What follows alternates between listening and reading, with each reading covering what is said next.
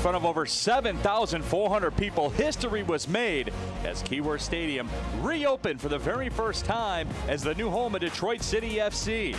This week, history made again as FC United of Manchester makes their first visit to the United States of America. We have it coming up next. Cheers. 2020, get money. You feel me? Okay. My name is Brianne White, and I am the best photographer in the world. Can we cheers to that? I was sitting in the car waiting for my brother to get off of work, and I pulled the camera out, started shooting. Ready for this, Bev? And this publicist came up to me, and he was like, "How long you been doing photography?" I'm like, 5 years? And he was like, you got a portfolio on you? I was like, nah, but I can show you on Friday, so let's bring that chin down. I Googled how to be a photographer. I studied like a bunch of campaigns and advertisements, did a portfolio. Next thing you know, I'm traveling to New York for Fashion Week, and I dropped out of college. Oh, fire. I don't like being on set for a long time, and I don't think you need 2-3 hours or a full day to get 4 or 5 shots. I know what I'm looking for. Head to the right, yep, there we go. What I'm doing is changing the way people look at Black folks, from our hair, our lips, our skin, like everything being so beautiful, especially here in Detroit.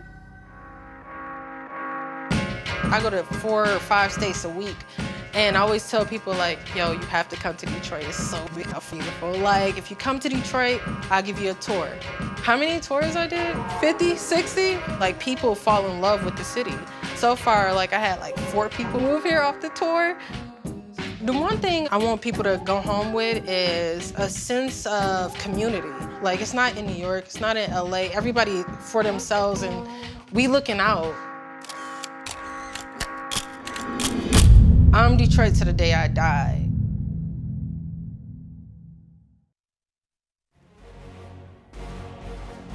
Good afternoon, everybody, and welcome back inside historic Keyworth Stadium, where for the second week in a row, history will be made as Detroit City FC plays host to FC United of Manchester in an international friendly. Thank you for tuning in. My name is Neil Rule, and an extra special hello to our friends watching across the pond over in England as you get ready for today's international friendly competition between these two sides. So, for Detroit City FC, for our friends in England, this team started back in 2012 as 5 local Detroit residents put their ideas and their money together to start what has now become one of the most talked about soccer teams in North America, Detroit City FC. Now we'll take a look at the NPSL standings, the National Premier Soccer League, where DCFC plays, as right now they currently sit in 2nd place in the table, trailing only AFC Ann Arbor by 2 points.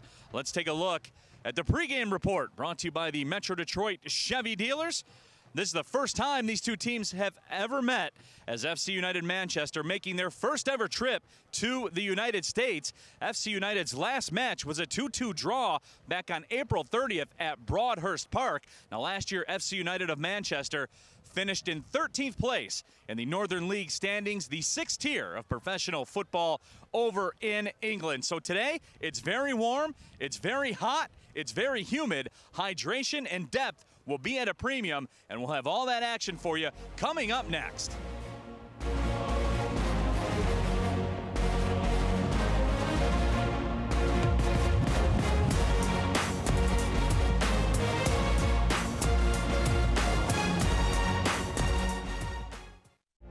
Football is a big deal in this house. So when Maurice was injured, we immediately thought the worst. To see my baby lose his joy hurt. The DMC, Rehabilitation Institute of Michigan, is here to help athletes get back in the game. They're like family. It was a long road, but we made it back. DMC, Rehabilitation Institute of Michigan, a community built on care. When we face adversity, we find a way through it. It's about taking care of each other. It's the small parts that make a big difference. At Chevy, we promise to do ours. We're offering Chevy owners complimentary OnStar Crisis Assist services and Wi-Fi data. If you need a new Chevy, interest-free financing for 84 months with deferred payments for 120 days, on many of our most popular models. You may even shop online and take delivery at home. It's just our way of doing our part.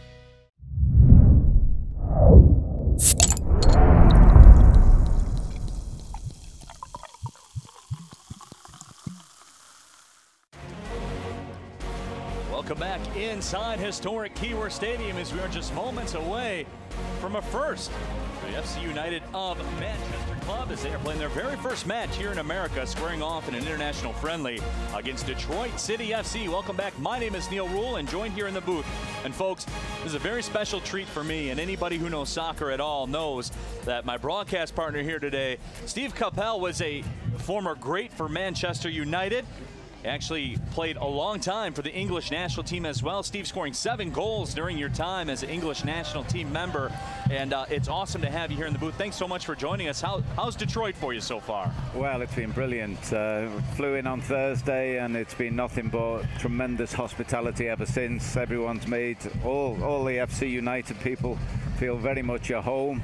And it's a fascinating experience to see such a hotbed so far away from home. It's an example to so many emerging English clubs of how to sort of get something off the ground, and the atmosphere in the stadium here now is just fabulous.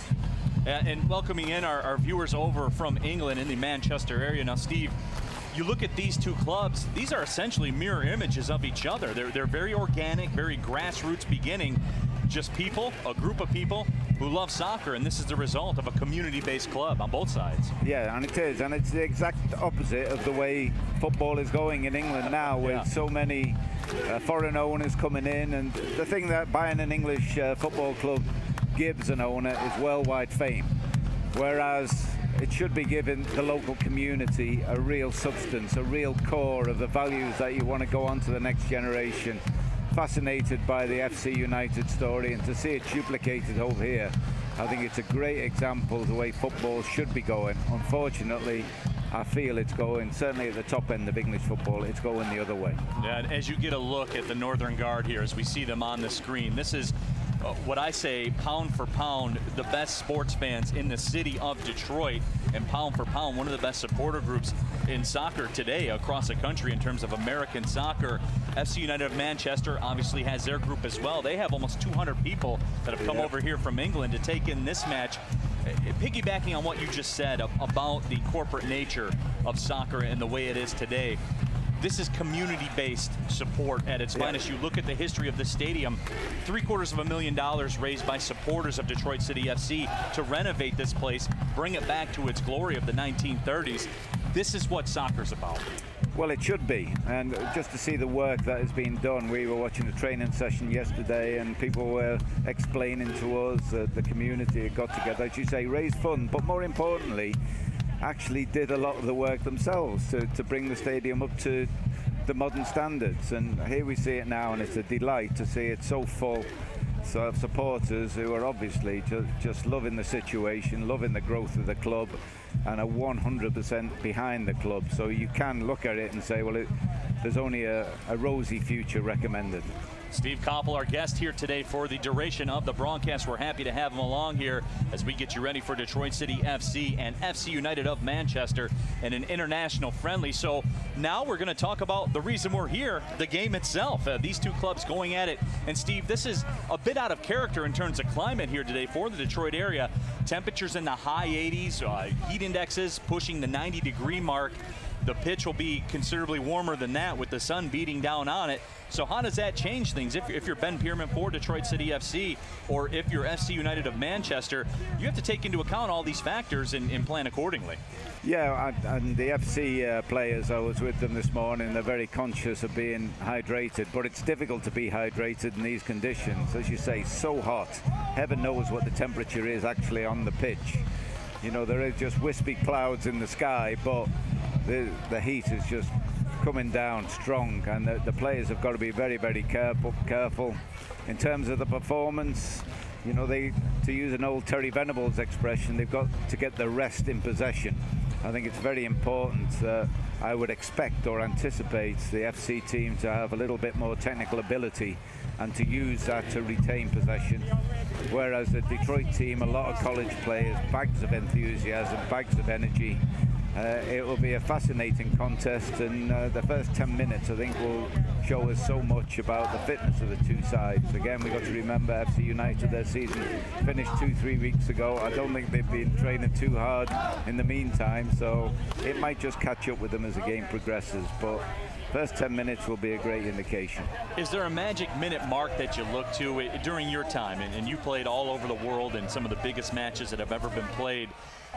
Has there been a uniform, really, minute number that you look at when you played in very hot conditions? Do you say, oh, we have to take a look at where we are in the 30th minute, the 45th minute, the 50th minute? I mean, is there a certain amount set of time that you look to and say, hey, what kind of shape are we in right now? No, I think throughout the course of the game, you're looking at just indications of how people react when they make a long run, when they make a real sprint, how they recover. And you feed that into your sort of brain, and your footballing brain especially, and then you act accordingly. Again, I think for the FC United team, the first 10 minutes, you know, I was fascinated really in the warm-up, because both teams came out and they've been warming up for 40, 45 minutes, and I'm thinking, what on earth are they doing?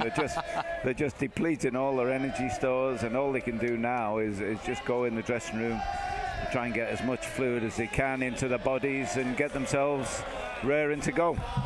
So for our starting lineups here today, we will join our PA announcer right here at historic Keyworth Stadium to get you the starting 11 for both sides here, and we'll get you ready to go. Detroit City FC and FC United of Manchester. Detroit City FC with a 1-1-2 mark, coming off a 3-2 loss at Kalamazoo on Sunday. And FC United of Manchester, they compete in the National League North Division, the 6th tier of English soccer. They went 15-8-19 last season, finishing in 13th place in the National League. And walking out with the FC United of Manchester side, Louis Pritchard. He's from Gorton, Manchester. Lucas Nuttall from Manchester as well. William Kershaw and Amelia, as you see, the youngsters that made the trek over from Manchester, England. Got a chance to meet a lot of them last night at a special meet and greet. Certainly was a great time had by all. The spirit of soccer certainly shared by both these clubs, and more importantly, both their supporters. And we're very grateful to have all of you joining us wherever you may be watching around the world. Also, those of you joining us here on FoxSportsDetroit.com as well. Electricity in the air here in Keyworth Stadium, as there always is when the Northern Guard is involved. Just a tremendous feeling here in the stadium. The fans have been here early and often. Of course, we talked about it last week. Over 7,400 showed out to watch this place reopen as DCFC's new home. And now we'll get you the starting lineups, brought to you by Henry Ford Health System. Number 1, Dylan Forth. Number 2, Tom Brown. Number 3, Chris Chandler. Number 4, Scott Kay. Number 5, Tom Eckersley. Number 6, Luke Ashworth. Number 7, Matthew Wolfenden. Number 8, Sam Madley. Number 9, Tom Greaves. Number 10, Jerome Wright. And number 11, George Thompson. Manager of FC United is Carl Magnuson. Your officials for today's match are Donovan Nocha, Igor Resnick, Adrian McDonald, and Nick Belser.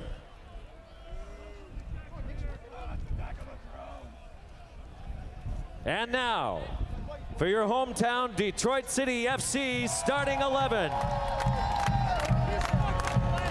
Number 31, Joe Smith. Number 23, Zach Shiwi. Number 4, Seb Harris. Number 96, Omar Sinclair. Number 5, TJ Stevens. Number 18, your captain, David Edwardson. Number 9, George Shamakov. Number 25, Danny Deacon. Number 8, Jeff Atkins. Number 19, Tyler Chanel. Number 33, Javi Batista. Head coach of Detroit FC is Ben Pierman. Associate head coach is Adil Salmani. Assistant coaches are Colby Cunningham, Josh Rogers, and Brett Mullen.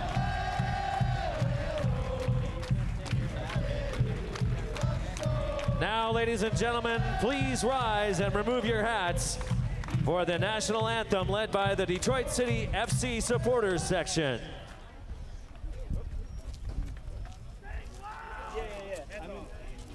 I'm in the book right now. Say, can you see by the dawn's early light what so proudly we hailed at the twilight's last gleaming, whose broad stripes and bright stars through the perilous fight o'er the ramparts we watched were so gallantly streaming, and the rockets crackling, the bombs bursting in air, gave proof through the night that our flag was still there.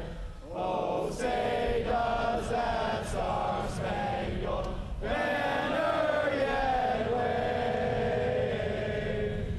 o'er the land of the free and the hope of life.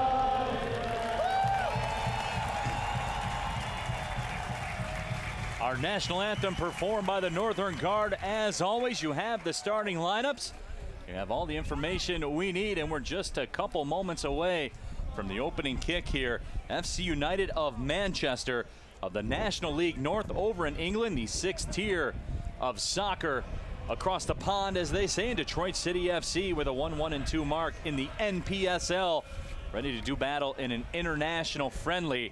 My name is Neil Rule, happy to have you with us, and I'm joined by a very special guest, English football legend Steve Koppel, joining us here in the booth, and we're certainly happy to have him. And Steve, you and I had a chance last night to chat for a few minutes over at a meet and greet at the Motor City Casino, and certainly was tremendous just to pick your brain and everything that you've seen in soccer. Of course, your time with the English national team. I have to ask you, the soccer dork in me wants to know, what's that feeling like when you run out of the tunnel and you're representing England, you're taking on the Italys, the Scotlands, and everything like that? What's going through your mind?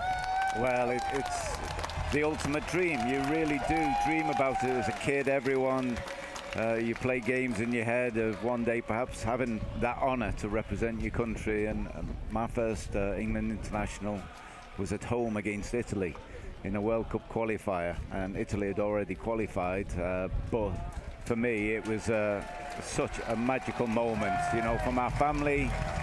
You know, that's what you really enjoy, the fact that your family enjoy it so much. And the occasion, of course, when I was playing, it was the old Wembley, and you used to have that big walk up onto the pitch from behind the goal. It was probably about 200 yards, and as you came up the tunnel, just the noise hit you, and it was a real tingle feeling, and so very, very special. And because it was my first time, I still remember that to this day. It was the most special thing for me. Playing against Scotland was always great. I was always thankful that there were Scottish goalkeepers, because they weren't very good, and I scored most of my goals against Scotland. Thank heaven for Alan Rough is all I can say. But playing against Scotland was different for sure. And you know, again, another highlight for me was the 1982 World Cup, playing in that. Similar situation, similar heat, because we played in Bilbao. Our first game was a 12 o'clock kickoff midday, and it was 100-odd degrees in the stadium, so it's a mirror image of this. Just incidentally as well, just looking at the FC kit, it's a throwback to when I was playing for United. Our kit sponsors then were Admiral, and this is a very, very similar to an old Admiral kit. So shades of yesteryear for me, and I just hope now as we come up to kick off that it's a real good game for everyone assembled here. It'll be fascinating to see the different standards and where Detroit City sit against FC United. So we're just about ready to roll here. Detroit City FC, the Le Rouge, and the rouge-colored kits as we are underway. FC United of Manchester in the whites with the black shorts. Game time temperature 87 degrees. The real feel, or the heat index, pushing 92 right now. The sun is beating down on the pitch. You can only imagine the temperature down there on the playing surface. But away we go as TJ Stevens plays it off the right sideline in the first 15 minutes of action, brought to you by Henry Ford Health Systems. Again, my name is Neil Rule. Steve Koppel, my broadcast partner, former player for the English national team. Also played some time for Manchester United as well. And we'll get into his managerial experience as the afternoon progresses. I want to get to it all, Steve, but we got 90 minutes, so we have some time. We got plenty of time. But a predictable start, really. FC just trying to control the play from the back. They're not going to exert themselves too much, trying to set the play up. And every so often, they look to spring forward and create chances and opportunities. Here comes FC United again, playing it towards that left side where it's taken away. Chris Chandler play the ball, scored a goal last year. That's intended for Jerome Wright, and Jerome Wright's the one, especially for Detroit City fans, that you want to keep an eye on. The club captain here is FC United of Manchester, 335 appearances. The all-time club leader, obviously, scored 76 career goals. So he's the man that really stirs the drink, the straw that stirs the drink offensively for this FC United of Manchester side. 335 appearances. That's all, though, huh? He's a Ryan Giggs lookalike, and he plays very similar as well. He's got a sweet left foot, and he looks to take defenders on. He's very comfortable in possession. The pitch is lively, Neil. You know, it really is a little bit different. Obviously, it's an old artificial surface, and it's very, very lively. And your control has to be an optimum just to take advantage of decently weighted passes. Here comes FC United now with the possession on the left side. Jerome Wright with it again. Trying to serve it into the box. It's taken away from him. And Steve, universally when I talk with soccer people, they say the thing that has changed the most for the game itself, the first touch quality has gotten so much better throughout time, from the 80s up until now. Players now are capable of receiving the ball and making a move almost instantaneously. Well, that's what distinguishes a top player. The top players can, but when you see, you know, a lot of 1- and 2-touch football, then you know that players do struggle with their control. That first touch is so important for all football now. You don't want to be chasing the ball. If the opposition have got the ball, if they're in possession, then you're working hard. You're working too hard most of the time, and over the course of 90-odd minutes, it's going to affect the end result.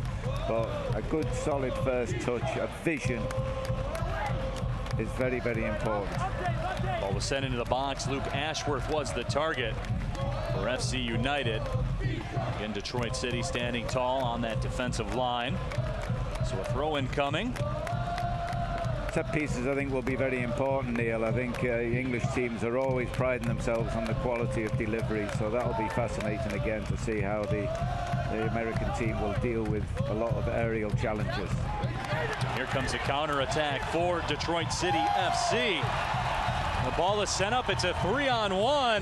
Jeff Atkins has control, crosses over into the box and loses his footing as the ball is cleared out, but some early electricity from Jeff Atkins and DCFC. Yeah, it was fabulous. What a lovely bit of play. You know, real pace, control. Again, as you could see, he was running with the ball and it was bobbling all over the place, but he still had the touch to be able to deal with it. Real great check inside, and then he just lost his legs. But terrific play. Jeff Atkins played his college soccer at Butler. The corner is served in. It's headed on and grabbed by the keeper, Dylan Forth. So Detroit City with their first pressure of the afternoon here in the 5th minute. An early dangerous opportunity. This FC United of Manchester side, and Steve, getting a chance last night to talk with the guys, the size is the thing that I noticed. A lot of these guys I was looking at eye level with, maybe even looking up at a couple of them. Yeah, some big units, that's for sure. And again, that's the importance of the set pieces. Right. And yeah, ironically there, Detroit's first corner, they get a strike on goal.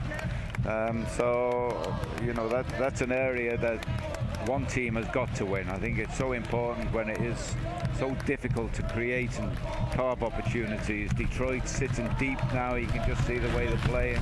They want to play in front of them, and that's easier to defend. So FC United of Manchester now will try the right side. Another serve into the box. That's headed away by Seb Harris. Seb Harris, of course, one of the linchpins. This defensive line for Detroit City FC. Seb Harris played his college soccer at Oakland University. Played some pro soccer as well at Northampton Town FC for a couple years.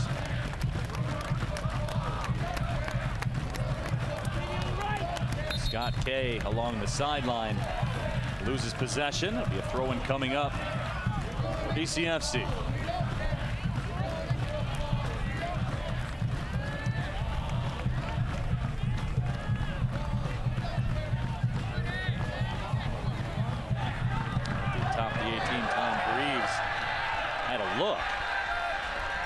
Greaves, another dangerous player, scored the winning goal for Bradford Park Avenue versus FC United in the 2012 playoff final. Now we switch sides. Yeah, well, it happens in football. There's so many, you know, at the end of the contract, players are free to move anywhere now because of Bosman many years ago, and it's great to see because it does make it a real changeable scene. It used to be that you could build a team, construct a team over time, but now, with the freedom of movement, players have a lot more options, and it's only right. Omar Sinclair with the possession for Detroit City. His college soccer at Saginaw Valley State. Now Sinclair has possession. Of course, DCFC coached by Ben Pierman in his 4th season. Assistant coach at Michigan State University, was a 3-year starter at Michigan State, where he went to 3 NCAA tournaments. Assistant coaches Neil Salmoni, Colby Cunningham, and Josh Rogers. The goalkeeping coach is Brett Mullen.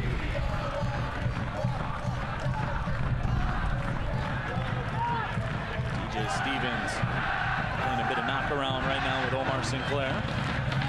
Again, it's so hot that the FC players just can't put a great deal of pressure on the ball. They're trying to press the pass a little bit more and taking advantage. But Detroit seem very confident in building play up and passing through the lines. Here comes Detroit City. The foul is called. It's the other side of midfield. And Steve, sometimes it is that simple, right? I mean, when you have temperatures like this, you almost have to pick your spots. You can't go 100% all the time. No, absolutely. You know, I often say with teams, 5 minutes of the best can win a match. But for the other 85, you've got to compete, be organised, and the one thing is very evident here, both sides are very organised. Again, both sides defending deep, which means it's so difficult to get those 1v1 situations beyond. But Detroit certainly impressing me at the moment. All very comfortable, a lot more athletic, I think. And I think great ball through. That pass is onside. The shot is chipped on, but the save is made by Dylan Forth again. You're talking about the first touch, Neil, and there it was just a little bit sloppy. Got caught in amongst his feet, and he couldn't get a strike off quickly enough. But again, the athletic nature of the Detroit players, I think over time is going to be to their huge advantage. Take another look at that play, and Steve, you nailed it right there. Just the first touch let him down. Again, the surface is dry. You know, it doesn't sound too important, but when it's a little bit slippery, the passes just slide better, and you're controlled. You can get it out of your feet and run onto things. But again, just a great run forward, a pass inside the fullback, an opportunity created, the best so far. Javi Batista on that chance. That's a guy who typically finishes when he gets an opportunity to do so. Was an All-American at Ashford.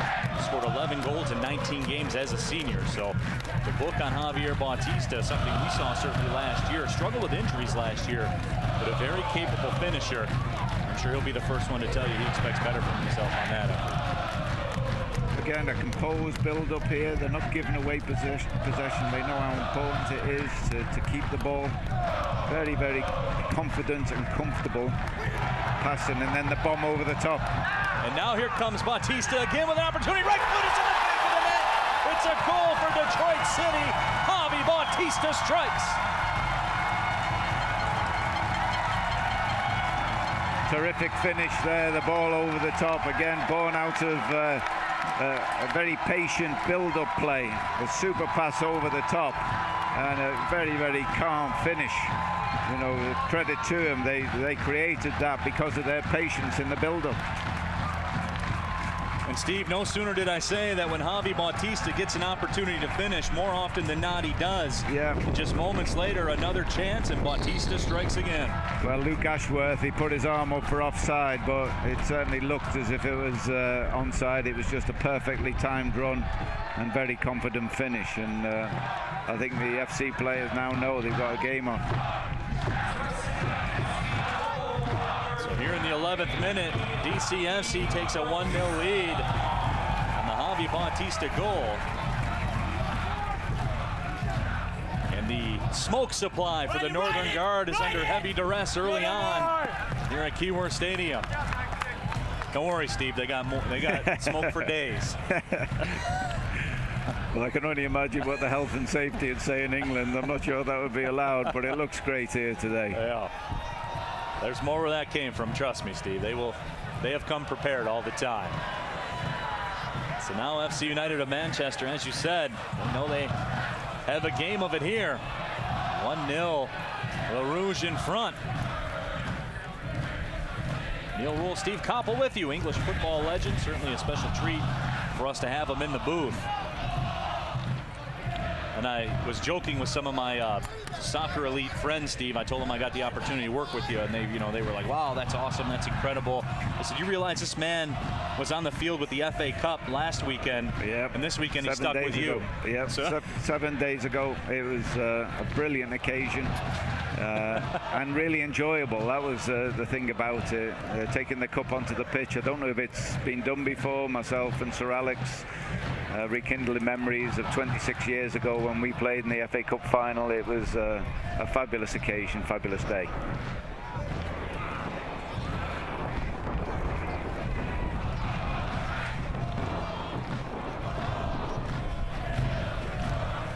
So 1-0, Detroit City in the lead. Javi Bautista scoring the goal.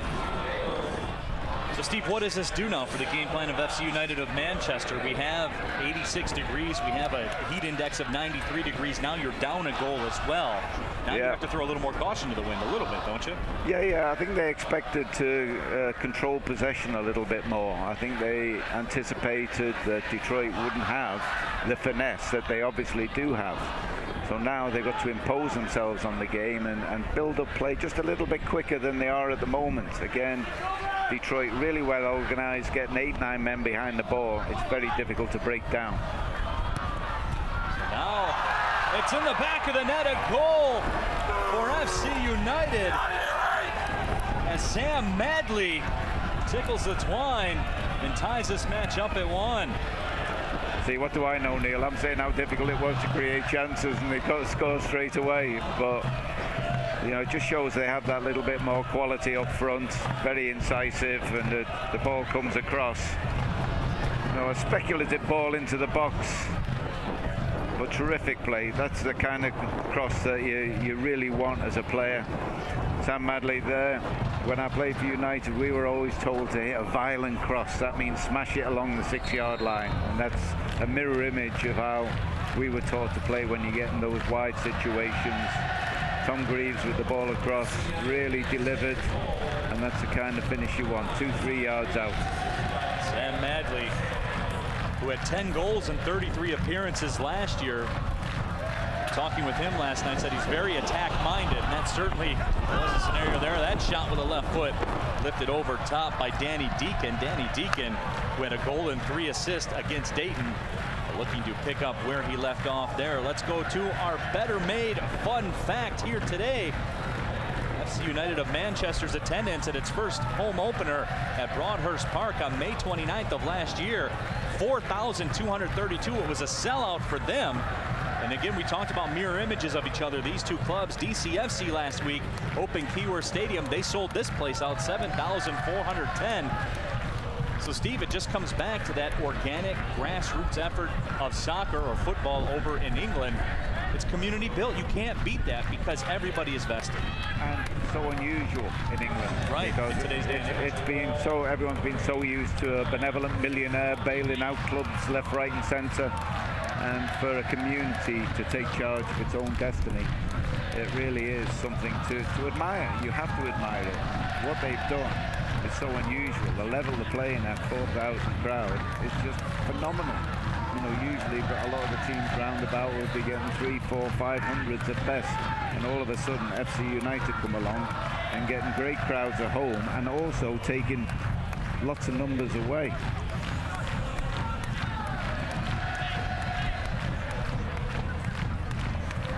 The next 15 minutes of action here brought to you by 313 Energy. Guys will be using a lot of energy here today in the heat. Fans also using a lot of energy here today. It's 1-1. We've had some fireworks early. A goal from both sides. Sam Madley equalized for FC United. It was Javi Bautista in the 11th minute. Sam Madley struck in the 13th minute. We're all square at 1.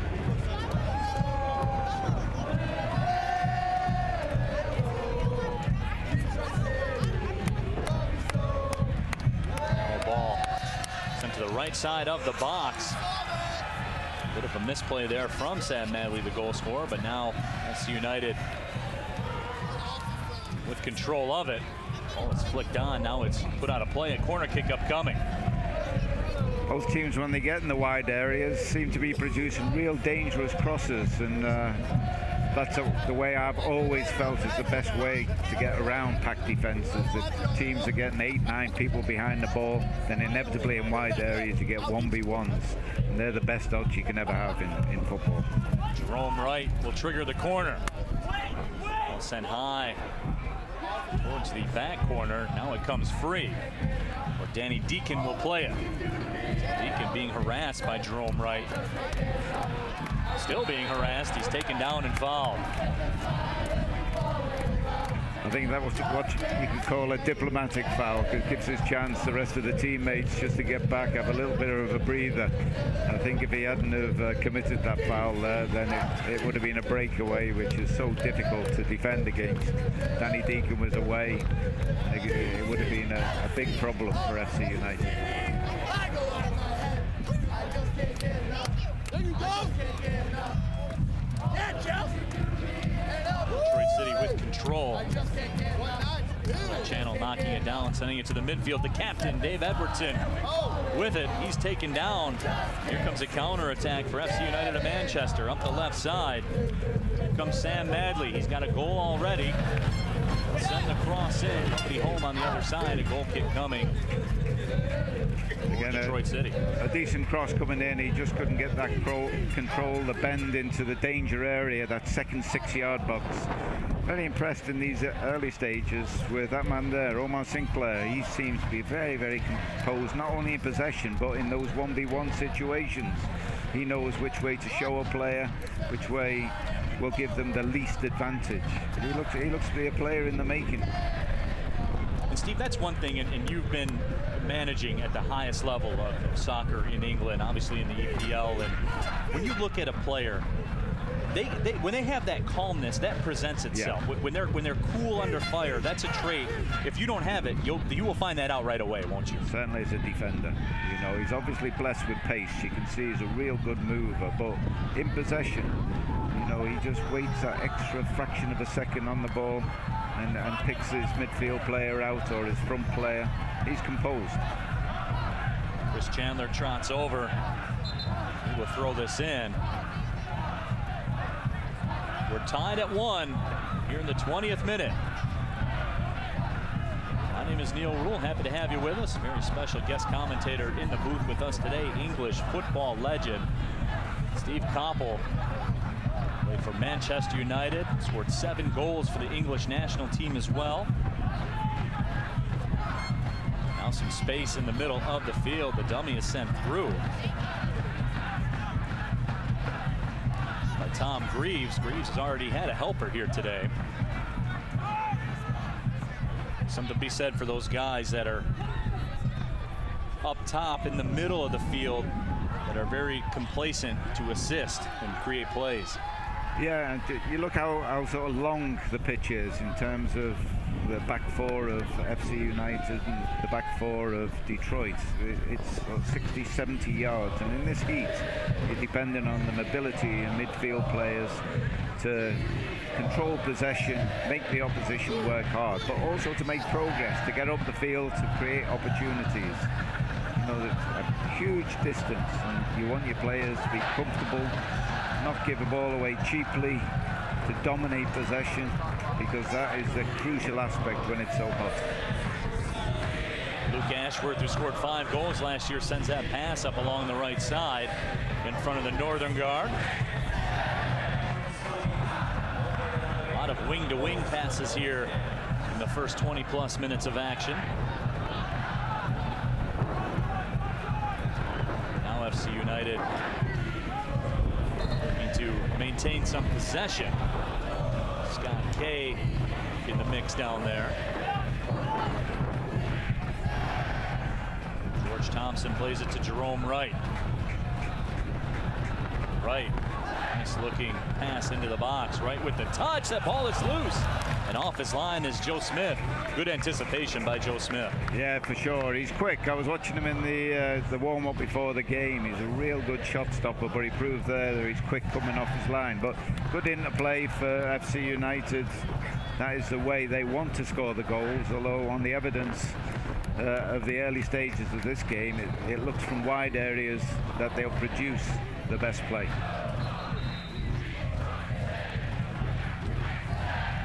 Another toss incoming here for FC United of Manchester. There's a look at Joe Smith, the keeper today.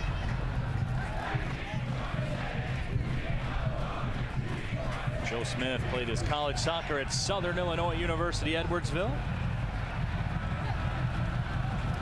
And a water break called for right now. And Steve, this is something that is very necessary here today, given I see you going to the water, I'm going to the water as well. We're not even out there moving. Exactly. I was watching FC United train yesterday afternoon, and I think they realized, you know, just how hot this is. We haven't had this in England at the moment. At the moment in England, it's lovely weather, beautiful weather, but it's 70 degrees. I was watching the golf this morning, and coming here, you know, the humidity and again the heat bouncing off the turf, you know, that makes a big difference, and the temperature actually on the pitch must be more than the air temperature. So these players need to get this fluid on board, and so they can keep the skills and entertain the crowd as much as possible. But FC United are doing great because they had a long journey coming over, flying through Schiphol to get here. And with the time difference, I think in the first half of this half, they've done terrifically well. A little bit of a setback, obviously, with the goal, but now it just appears they're getting a little bit more control, getting used to the pitch. It's difficult to run with the ball on the pitch, so I think they've seen that it's, you know, the interplay, the little 1-2s on the edge of the box, that will bring dividends for them. But Chris Chandler, especially in the left back position, is putting some great deliveries into the box. And you know, Tom Greaves, I think, will be looking for a lot more from his fullbacks in particular to provide for him, to create for others. We'll take a look now at how we got to this 1-1 score. Here in the 24th minute, Detroit City FC struck first. It was Javi Batista, who moments earlier had a classic opportunity, but got another crack at it and finished it strong. Yeah. Well, on a day like this, you know, he's the kind of player that centre half don't want to face. You know, a little bit quick. Sam Madley on the other side for FC United of Manchester. finding the back of the net on a tremendous cross that was sent across by Tom Greaves. Yeah, well, that pace in the box, it's very, very difficult for a defender to deal with that and just look for a big surface to clear out the way. But again, bobbly pitch, it just escaped him there, and Sam Madley was there to finish off. Deadly from 2 yards. I think I was deadly from 2 yards. But, most people are, right? Yeah. Well, not always. I tell you. Danny Deacon with the possession. Another counterattack here for Detroit City. It's Javi Bautista one more time with the ball on his foot, making the move, and the shot and the save and the rebound. It's put in the back of the net. It's another goal for Detroit City. Javi Bautista creating again, and Jeff Atkins reaping the benefits. Well, another really powerful cross and a quick break, as you said, Neil. It looked to be full of potential as it was developing that play, but when the ball went out wide, that real pacey cross is just so difficult to deal with. And that's a blow to FC United, because after the water break they would have been anticipating it to be a little bit stronger, and a moment of weakness, lost concentration. Again, you see out here, Batista, his pace is just so difficult to handle. And Atkins, great for him, because he had that early run, which was fabulous to watch. So he got his reward there with the goal, and you could see that he really enjoyed it. So Jeff Atkins, who played his college soccer at Butler, was a member of the Atlantic 10 All-Rookie team, finishes what Javi Bautista started. And it's 2-1. Le Rouge in the lead here as we cross into the 27th minute. Very entertaining first 27 minutes of play, Steve. No question about that. Yeah. It's so easy in these kind of games to almost play sort of friendly football with nothing happening, not really pushing yourself. But I think both teams have shown already they want to win this game. You know, it is a friendly in the truest sense of the word, but there's still that pride. And I know the FC United boys wanted to put on a good show first and foremost, but they wanted to win. And they know now they're going to have to dig deep. They don't have a huge squad. They haven't travelled with a huge squad. But the lads will really have to go into the deepest resources to get back in this game, because Detroit have shown the pace they have up front. They're dangerous. Tyler Channel there mixing up with Luke Ashworth, but Ashworth wins that battle. Dylan Forth, the goalkeeper, will send it out wide to the right side. 2-1 DCFC in the lead. My name is Neil Rule. Steve Koppel, very special guest commentator here in the booth, all the way over from England. Former English national team great. Also played for Manchester, little club called Manchester United. I'm not sure if you guys have heard of them. But if you have, Steve at one time played for them as well. Scott Kay will send it back. Tom Brown will chip it out wide to the right. And a throw-in coming for FC United of Manchester.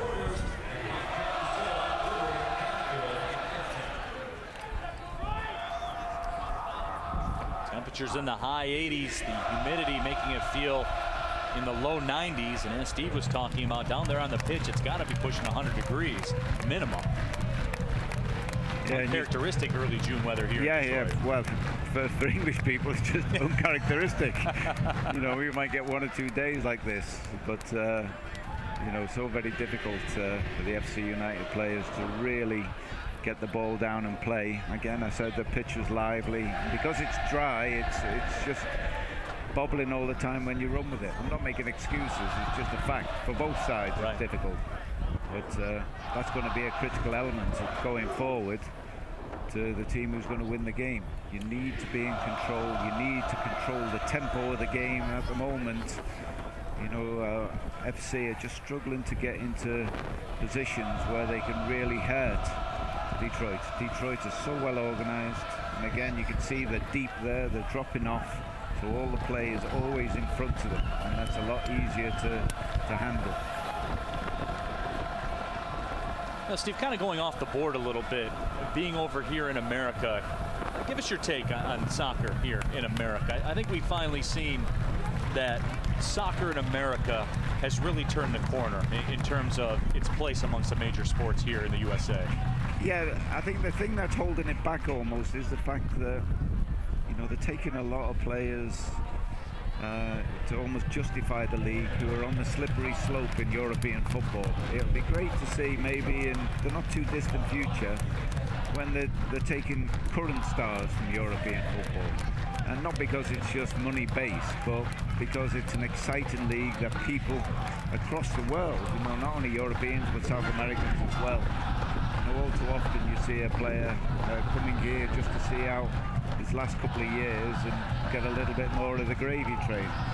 It will really be an indication that football here has arrived when they get current stars from across South America, Europe, Eastern Europe, then it will be here. Now here's an opportunity settling it down. It's Matthew Waywith.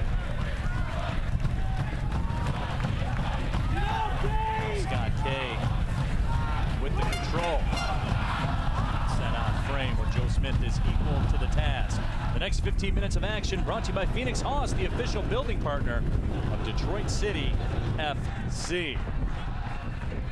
So I guess, Scott, to pick the conversation back up, what that means is, and look, we've seen the people of MLS, that, you know, the owners, the organizers, everything, we've seen them step up their level of investment. They're pumping some serious money into the game.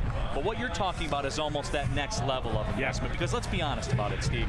When you're talking about the current football stars of the world, you're talking about millions, millions, and millions of dollars. So is it just a financial thing? Well, I think finance has obviously got an awful lot to do with it. You know, players play for a weekly wage, and the wages now are just huge. Right. But if the league is really going to take off on a world level, then it's got to go to the next level. Yeah, it's got to bring in the top players from the world. And also, I think that will elevate the national team here, because if the national team had a really good World Cup, then it would make a huge difference. George Chamakoff with the touch in. Danny Deacon with a cross. Nobody home for Detroit City FC. TJ Stevens was in the area. Now the ball's played back out.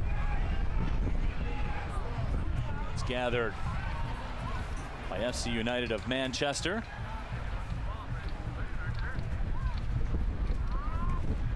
Another great cross coming in there, Neil. You see the value of getting into those wider areas. The goals have come from those kind of crosses. You know, I think that's where both defenses are a little bit vulnerable. You get somebody out wide, they have that 1v1 situation. As I said, they're the best odds you'll have. When you attack down the middle, both defenses are well organized, and you're facing a wall of two banks of four players, and that's difficult to penetrate.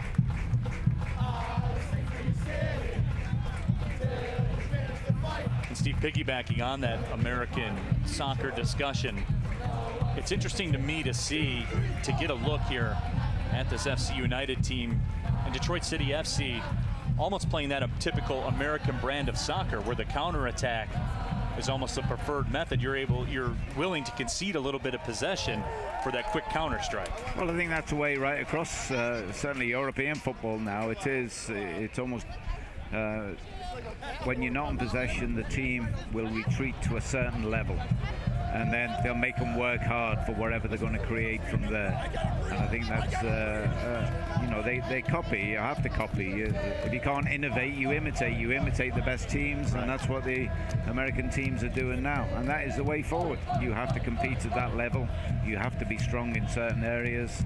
But the real penetration up front, so, you know, a real top quality number 10 player, I think, would make all the difference to any American team. Someone who's really creative, you know, a home-based American would be fabulous for them and their development as a side in World Cups. A lot of athletic players, Neil, but not quite that really intuitive, creative number 10 role player.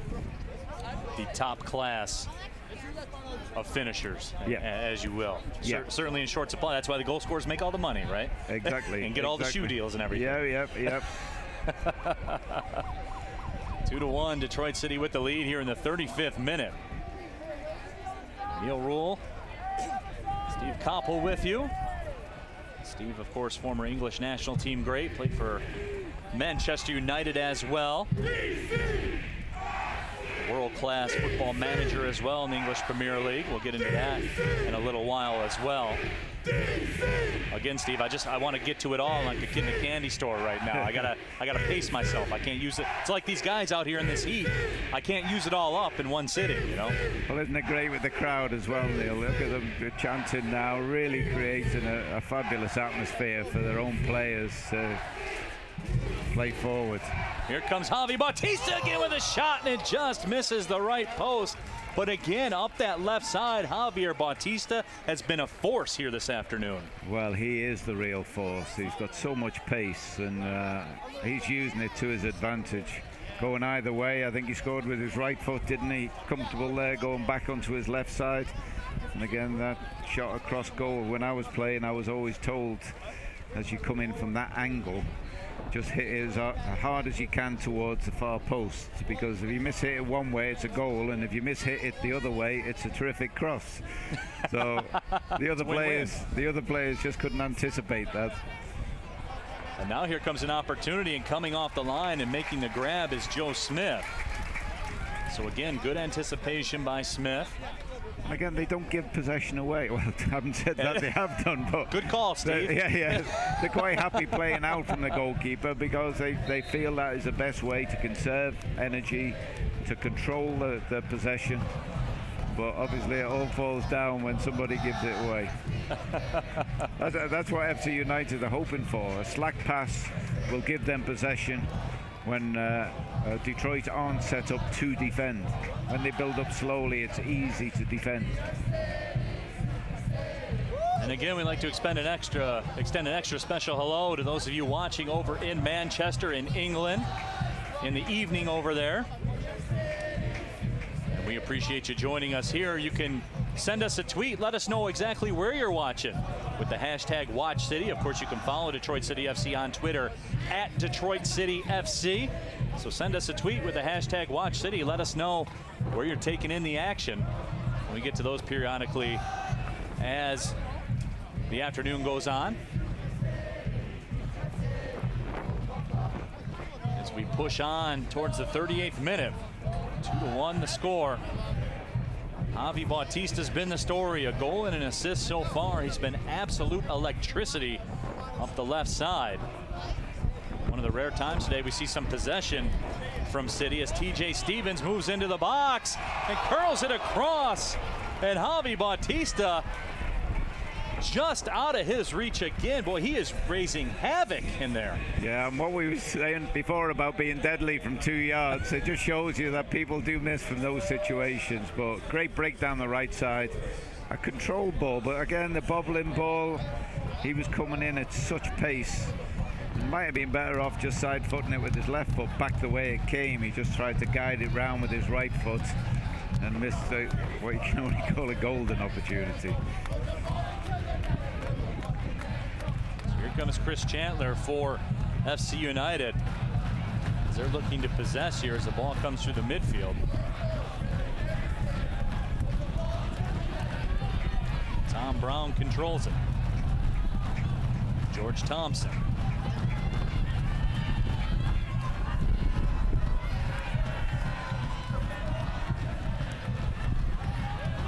That ball touched away at the last moment. Omar Sinclair will head it out of harm's way. George Chamakoff knocks it down. See George back out there.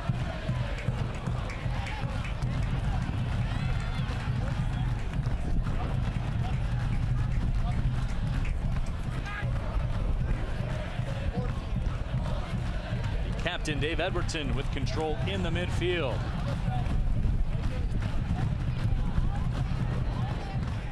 Come on, Jeff!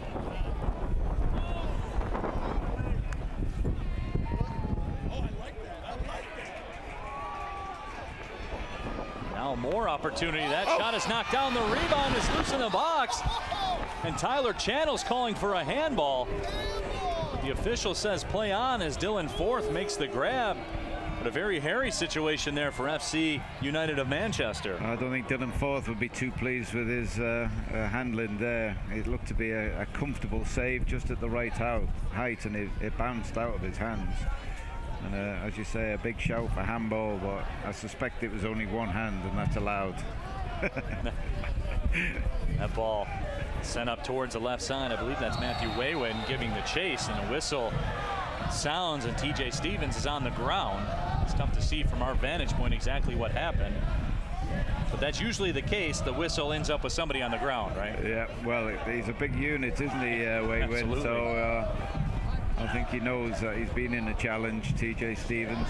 Well, Matthew Waywin, who was called up for international duty for St. Kitts in the World Cup qualifier against El Salvador. So he knows that experience that you went through as well. What's that like when the phone rings? You think somebody's pranking you when they call you at first? Oh, no. In my case, I was a little bit embarrassed because my first probably year and a half at United, when it came to international weeks, I wasn't included, and everyone else would be away, and I'd sort of be at the training ground, myself and one or two others. So I was just hoping and working hard, trying to get in there, get my international chance, and I was just a lot of speculation when I did eventually get the call up. We had a new manager, Ron Greenwood, who decided once England hadn't qualified for the '78 World Cup that he would make changes, bring younger players in. And there was a lot of speculation that I'd get my chance, but I was so pleased when I did. And Matthew Waywin getting that opportunity for St. Kitts. Player for the FC United of Manchester side. They compete in the National League North. That's the 6th tier of English football. For those of you just joining us, these two clubs really mirror images of each other, community-based. There's Detroit City FC, the owners last night at an event at Soundboard at Motor City Casino, talking about how the idea of the club came to be over a few drinks, and that's certainly the story for FC United of Manchester as well. Well, I think going back in history, a lot of the founder members of the Football League, a lot of those clubs were started based from pubs, an idea. And it's great to see the development still there. Now another opportunity, and the shot runs just wide on the left side for Detroit City. That was Adkins again. Adkins, Batista, real pacey. They've got an attacking eye. They can see situations develop. And big Eckersley and Ashworth at the back, I think, are getting slightly fed up with those two. They need a little bit of protection in front just to make sure that they're not exposed. So now FC United of Manchester looking for some answers as Dave Johnson controls it in the midfield, and it squirts over to Chris Chandler. And the story behind this FC United of Manchester side, this club was promoted after forming in 2005 in protest of the Glazer family takeover and the increased commercialism, i.e. higher ticket prices, later kickoff times for TV, and everything that was going on at Manchester United. So in the same type of formation in terms of the way the club was founded, almost a stance against the commercialism of soccer here for this FC United of Manchester side, and two community-based clubs doing battle here today. Yeah, I think for the FC United, you know, the ethos is very much a stand against the Glazers, because they bought the club on borrowings, really. Right. And now they have to obviously meet the borrowing requirements. There's a rifle shot and a goal. An absolute rocket from George Thompson. Oh, fabulous. You know, it looked innocent, didn't it? It looked as if it was going to be another pass and try and thread something through, but what a strike. It just sat up lovely for him, and impossible to save. Tremendous strike, right foot from distance. Again, it almost lost momentum, the attack. First time. That is a quality strike. That's just world class right there with the right foot. There's no goalie in the world that's going to make that stop. No, he got right in the corner of the back of the net there, and he'll be well pleased with that. 2-2 now. You know, it's still all to play for. Both sides looking very, very threatening going forward, and question marks, I think, about both defences after the first 40 minutes of this game. George Thompson who started his career at Nottingham Forest, had 11 goals last year in 26 matches played, so a high goal rate for him as well. He strikes here. As you said, we're all to play for here in the 45th minute. Again, Neil, you know, the quality of those players don't really sort of reach down into level 6 of English football, but because FC United is such a unique environment, it's such a great place to play football with crowds. You know, a lot of players play there when they know they could perhaps make more money at other clubs. And there's a takeaway by Chris Chandler. Chandler's in the box. The dummy sent through. The chip, and that's in the back of the net. Some high quality offense here. And that was Dave Johnson that gets the goal for FC United of Manchester. And lightning has struck in the English form here, and out of nowhere they have a 3-2 lead. Yeah, quality. Again, TJ Stevens, I think it was, caught in possession.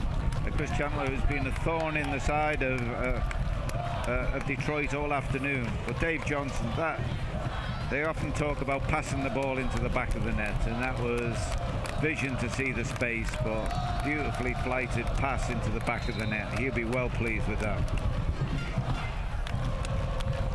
So here in extra time, FC United of Manchester gets 2 goals in 2 minutes and goes from being 2-1 down to 3-2 up. And that is how quickly things can change in the game of soccer, folks. I think FC United would be mightily relieved with that, and I think that was the way they thought the game would develop, living off mistakes, creating opportunities. But it's been a terrific contest so far. That ball headed over, now played high up into the air.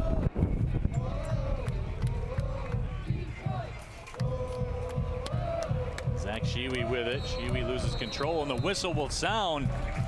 And we have reached halftime here at Keyworth Stadium after an electric 45+ minutes of play. That saw Detroit City FC come out and take a 2-1 lead. But FC United of Manchester strikes twice in the final 2 minutes, excuse me, to take a 3-2 lead.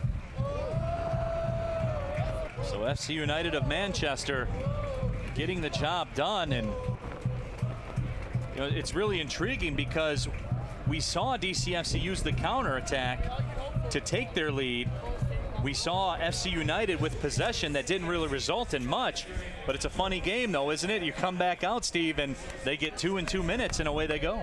Yeah, it's been, as I said, a terrific contest. A lot of attacking intent from both sides.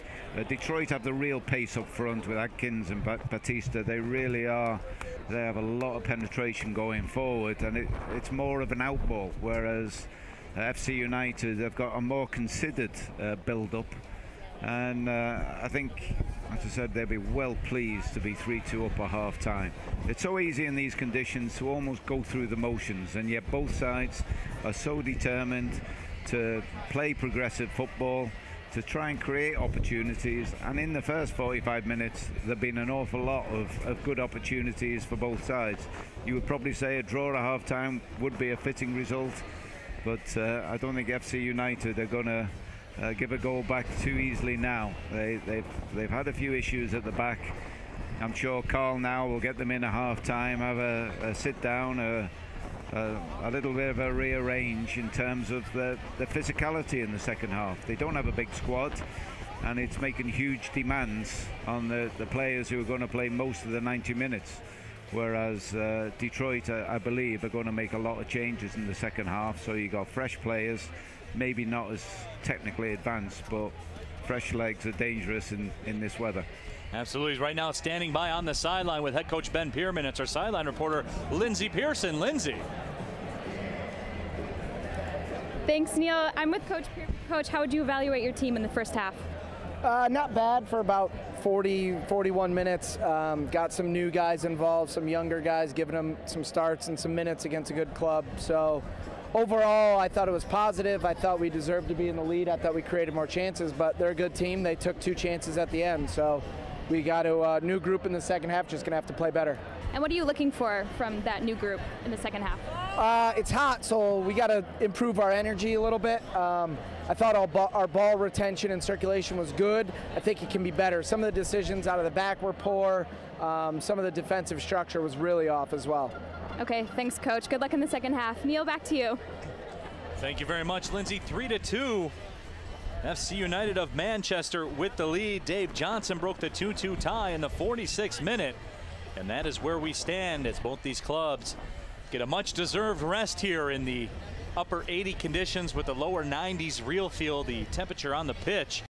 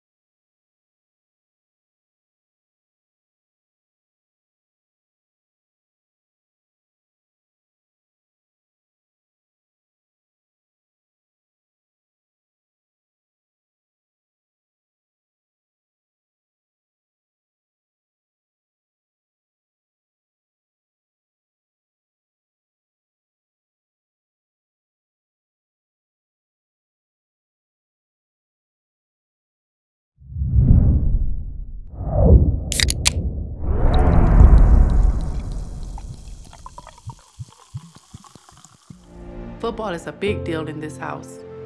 So when Maurice was injured, we immediately thought the worst. To see my baby lose his joy hurt. The DMC, Rehabilitation Institute of Michigan, is here to help athletes get back in the game. They're like family. It was a long road, but we made it back. DMC, Rehabilitation Institute of Michigan, a community built on care. I can cuss? Yeah. Okay. Yeah. All right, cool. Hold on, let me put my phone on silent. Talk to me. All right, bet. The birth of Sheafy McFly goes as such. I was an artist before a musician. I grew up always drawing. I went to like middle schools, high schools, college for art. And then I didn't start diving into music until my teenage years and like started producing my own music. Out here drinking beer, you know, taking a shot. Staying hot, pretty cool. I kind of figured out late that techno came from Detroit.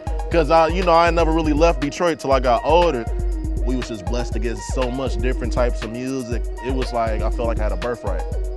My goal to show everybody like using sound and visual. It's virtually the same thing, it's just using different media.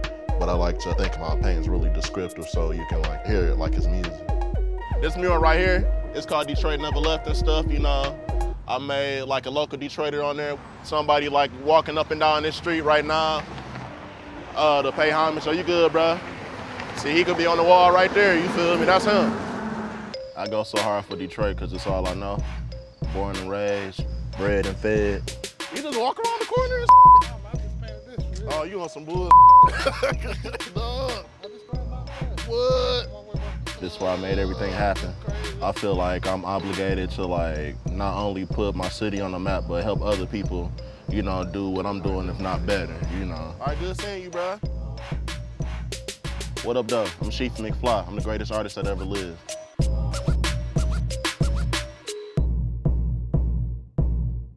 When we face adversity, we find a way through it. It's about taking care of each other. It's the small parts that make a big difference. At Chevy, we promise to do ours. We're offering Chevy owners complimentary OnStar Crisis Assist services and Wi-Fi data. If you need a new Chevy, interest-free financing for 84 months with deferred payments for 120 days on many of our most popular models.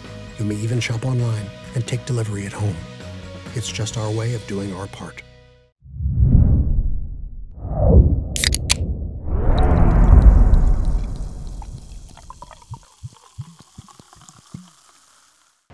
Welcome back inside Keyworth Stadium. Second half of action just underway. FC United of Manchester with a 3-2 lead over Detroit City FC. My name is Neil Rule. Joined in the booth, my very special guest here today, all the way from England. Last weekend, he was holding the FA Cup in front of tens of thousands of people. Today, he's stuck in the booth with me. It's Steve Koppel, English football legend, played for the English national team as well as Manchester United. And, you know, Steve, as we get ready to rock here in the second half, this has been a blast. I wish the second half would last forever, man. This has been a great time. It might feel as if it lasts forever because it's a little bit warm in the booth here as well, isn't it? It's a challenge. And the players, I think Detroit have done terrifically well in the first half. They've made lots of changes. It's obvious for the second half. And the FC United players haven't got a big squad traveling with them, so the players have got to take a lot of work on the second half. It'll be interesting to see how it develops. And we will get you those changes as we get an opportunity. I know number one change right there for Detroit City FC, Ali Al-Ghashami into the game, number 77. And Al-Ghashami with a right-footed shot, and that's on frame, but it's stopped by Dylan Forth. So 3-2 the lead. It must be disconcerting for the FC United players to see so many fresh players come out as they're getting leg weary. They've got so many. This looks like a younger 11 for Detroit, the future of the club, and they'll have high energy. That is guaranteed, and they're showing that already. Brett Nason into the game as well, number 21 for DCFC. Of course, he had the penalty heard around the world when he beat the Michigan Bucks at Oakland University in the U.S. Open Cup.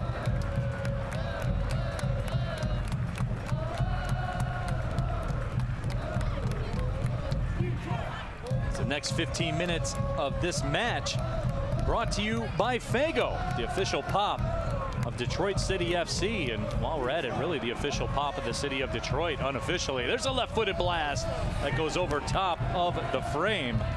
But Sam Madley, who already has a goal in this contest, Steve, looking for another one with a laser beam with the left foot. Yeah. Dave Johnson's proven to be critical up front for FC United, just controlling the play, bringing other players into the action, progressing up the field. You know, he doesn't have to do a great deal of running, Dave Johnson, but he's got to be available all the time, and then they can really create things, I feel. Ball will trickle in towards Dylan Forth. Forth scoops it up and wings it out to the right side. Chris Chandler with it. Chandler scored a goal last year for this FC United side that competes in the National League North. They finished in 13th place in the league last year. The 6th tier of English football. They're a team that is definitely on the rise, very supporter-backed. A mirror image, really, of these two clubs as they look at each other, and there was some miscommunications. Tyler Moorman into the game as well. His pass intended for Matty Barra. So Moorman into the game. We talked about Al-Ghashami, Brett Nason, Matty Barra in, Andre Morris, Billy Stevens, Alec Lisinski in, and a change in goal as well. Robbie Beckwell into the game. So Robbie Beckwell played his college soccer just down the road at Detroit Mercy.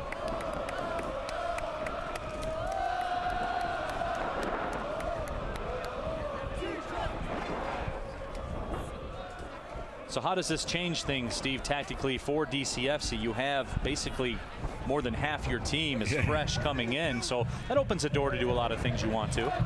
Yeah, and they're playing exactly the same way in terms of the patient build-up. You know, they've kept a couple of the first half players on. Danny Deacon there, I think, is still on. Omar Sinclair, I think, is still on. Just trying to get all the numbers now. But again, composed build-up. It's good that the formula's the same, even with different players. There's a right-footed shot that's trickled on, and the save is made by Dylan Forth. But a quality chance there for Detroit City. He did well there. It looks as if he'd left that near post open, but he just got a hand to it. It just bobbled out of his grip, but he nailed onto it straight away. He knew how important it was. And it would be really sad for FC United if they give something away cheaply.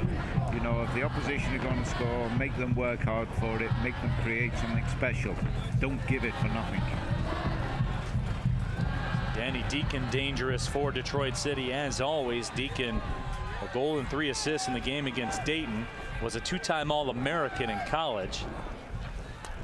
Played for the Sheffield United developmental squad in England, a club that you may be a little bit familiar with. Yeah, very much so. And not had the best of years this year. They've sacked the manager.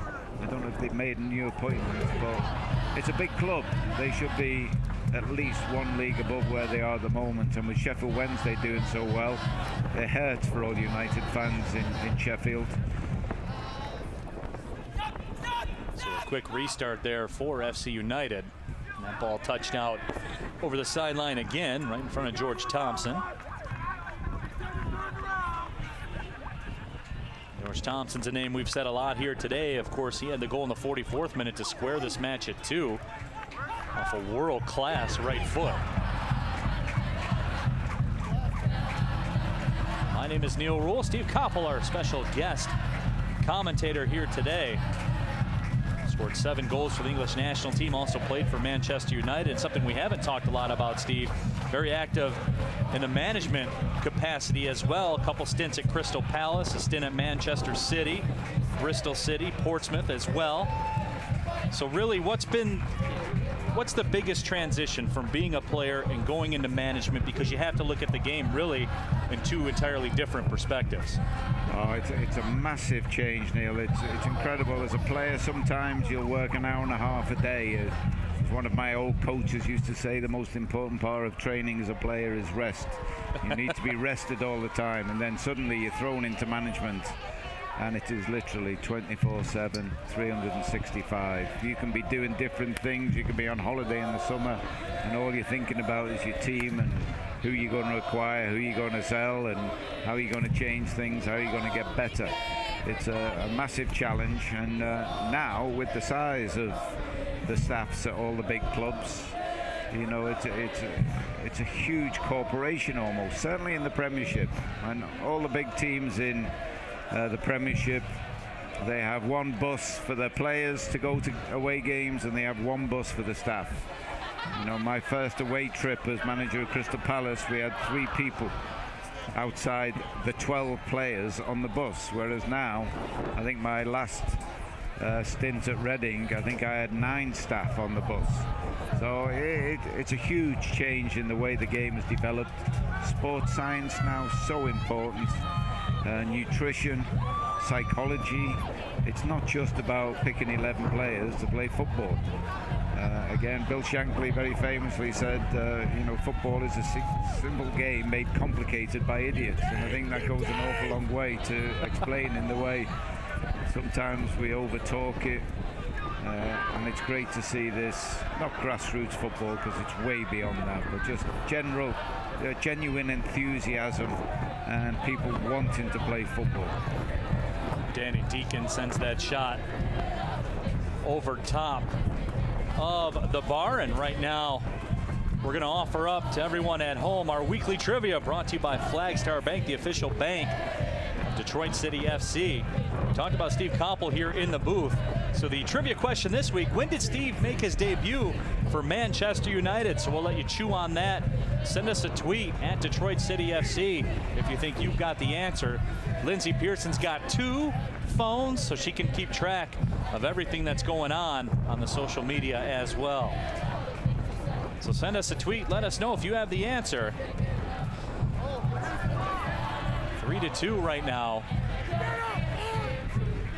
FC United of Manchester with the lead here in the 55th minute. We're happy to have you with us. An extra special hello to those of you watching across the pond in Manchester, England. Also a special hello to everyone enjoying the game on the stream on FoxSportsDetroit.com also.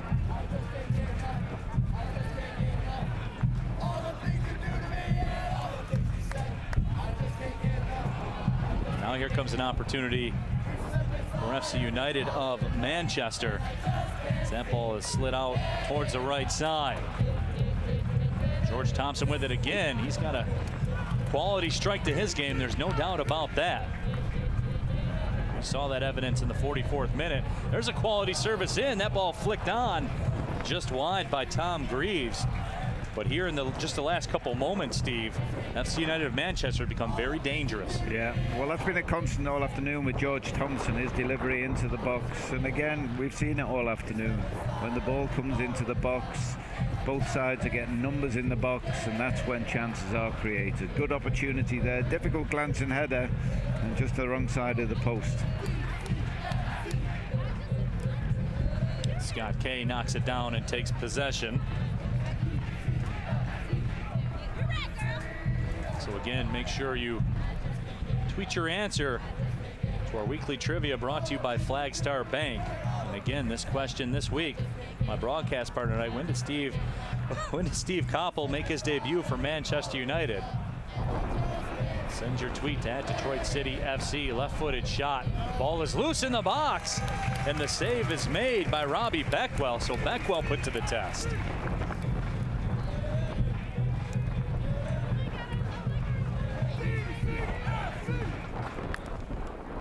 Checking Twitter right now, Reagan Bartha has tweeted the correct answer. Steve Koppel started for Manchester United, and we will get to that in just a couple seconds here.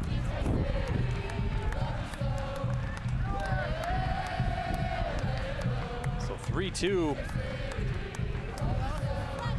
FC United of Manchester in the lead. But again, Steve, we've seen the quality chances continue here on both sides. It's been a very fun game to be a part of. Yeah, it has. And both sides driving to try and go forward, although it would be easy, as I said at half-time, to just sort of go through the motions. I think Detroit missing just the pace of Batista over the top. I think that made such a difference. Just having that out ball over the top down the side of centre-halves gave them a lot more penetration, and now the build-up is a little bit more considered, and FC United have got a chance. Ali Al-Ghashami sends that shot just wide of the post. But from distance, you know, and that's a lot easier to deal with than the deliveries that are coming from wide areas into the box when they've got 4 and 5 men in the box. Let's take a look at DCFC's upcoming games, as they will have a pair against FC Buffalo, a pair of friendlies. That'll be next Friday, June 3rd at 7 p.m. right here at Keyworth. And then they will reshuffle the deck and do it again in Buffalo on Sunday at 3 p.m. Our next web stream will take place on Sunday, June 12th, right here in Keyworth Stadium against Lansing United, as play will pick back up in the NPSL. Very hot and heavy as Ann Arbor sits atop the table. There's a right-footed blast that's just curled over top of the bar. Ali Al-Ghashami is using as a firing range right now, Steve. Well, when he was lining up to have that shot there, I thought, well, that'll be okay. That's comfortable for a goalkeeper. But the dip he got on that, you know, another 5 yards, and it might just have crept in the top corner of the nets. I thought it was ambitious, but he's obviously got the quality. Dylan Forth will send it out back towards the midfield. And a throw-in coming for FC United of Manchester.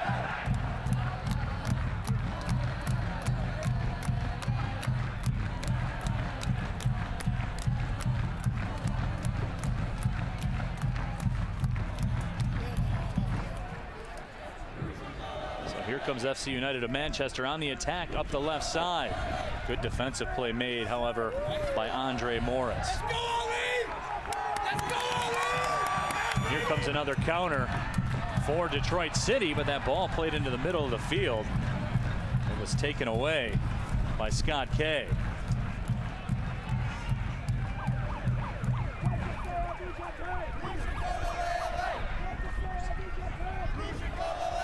Now that ball's loose in the box momentarily, and here comes another opportunity for FC United of Manchester. The offside flag is raised, and that takes a goal away from Dave Johnson, but the offside flag was up. To be fair, that was really good defending. As the FC United player came square across the pitch, they just stepped up and left him for dead. Across the pitch, they stepped up, 2-3 players offside. Really good defending. They've been well schooled, that's for sure. And Matt Ibarra very heads up there as he steps up. And right now we'd like to send out some special best wishes to Darcy Brandel, the wife of Todd Kropp, as she has been a part of DCFC from the very beginning. However, today she's a bit under the weather and could not make it out to the match. So Darcy, we want to say get well. And LaRouge misses you out here. There's no question about that.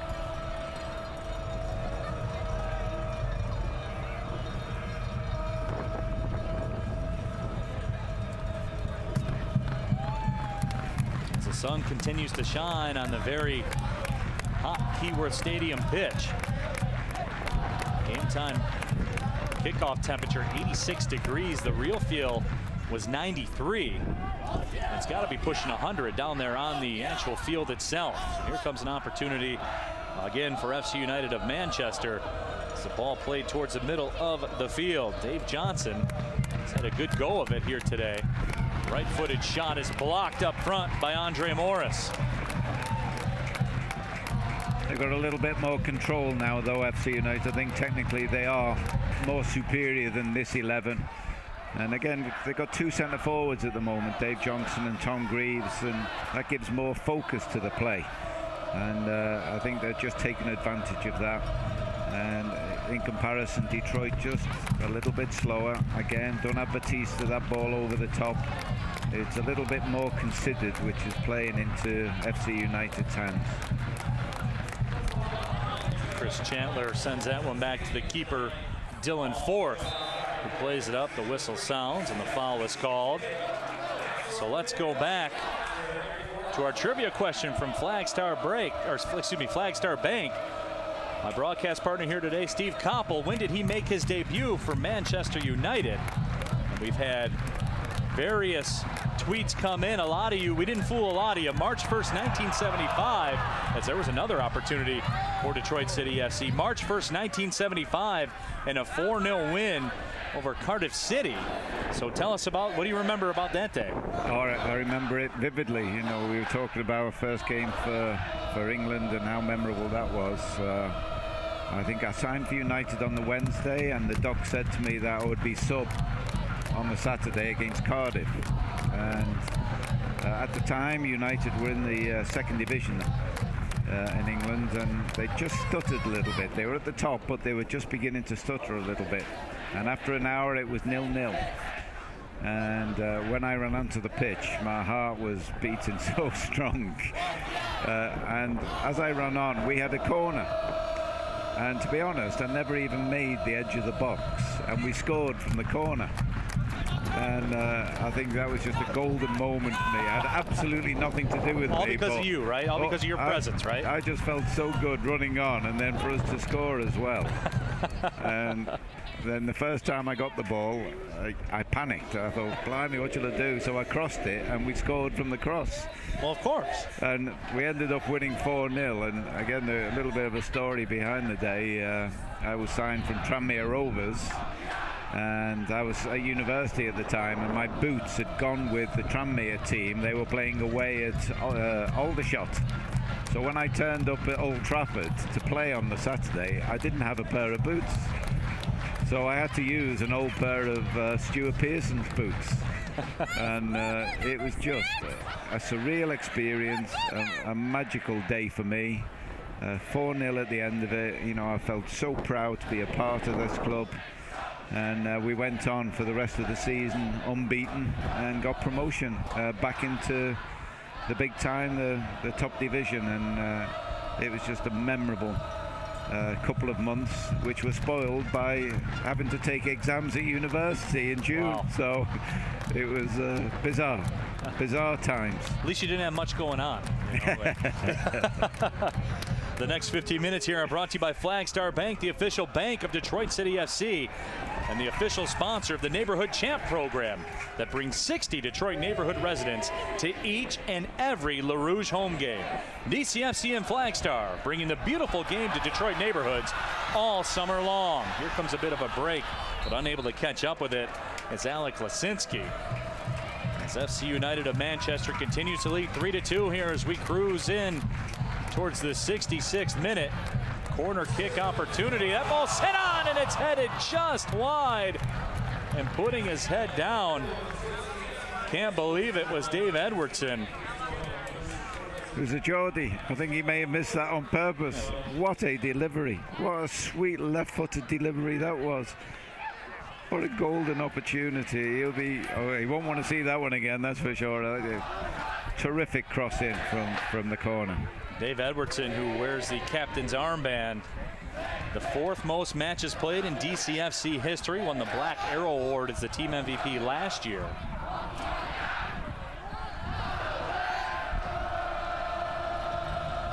We appreciate all the tweets. A lot of you, I would have gave credit to everyone that got it, but a lot of you got it right.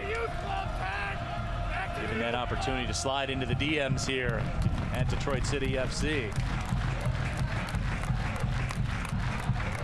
We certainly do appreciate you following along on Twitter as well.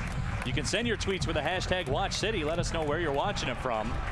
As the physicality picks up, Matty Barra gains possession. Now Edwardson will touch it towards the right side. Here comes Detroit City FC looking to counter again. Deacon puts the brakes on and is spilled, and the whistle sounds, much to the chagrin of Sam Madley. Deacon's a good player, you can see that. He's got good control, good vision. And Chris Chandler, who's been playing left back, now playing right back. So he's got a handful. That ball will trickle over the line. Another throw-in coming. Another great cross, though, Neil. You know, so difficult to defend against. You've got your eye on your ball. You can't keep your eye on the person you're marking. So difficult. Lisinski in the neighborhood there.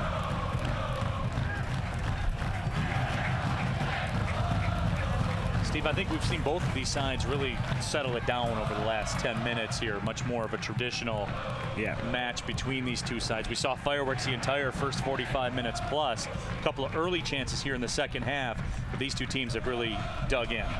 Well, FC United is going a little bit more direct because they got the two up front with a little bit of physicality. You put the ball in and around them and they'll get hold of it. And again, this version of Detroit perhaps not got the technical quality or the real pace and penetration up front to be the force that they were in the first 45 minutes. But nonetheless, still very much in this game. You know, as the chance showed from the corner, you only need one opportunity and the game could be transformed again.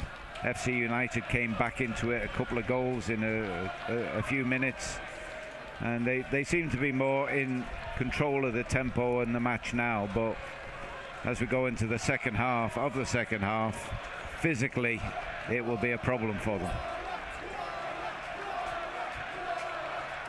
Let's take a look at the Detroit City FC halftime report, brought to you by Metro PCS, as the sides go for a water break right now on this very hot and heavy afternoon. Javi Bautista got things started for Detroit City FC. A brilliant strike coming up the left side.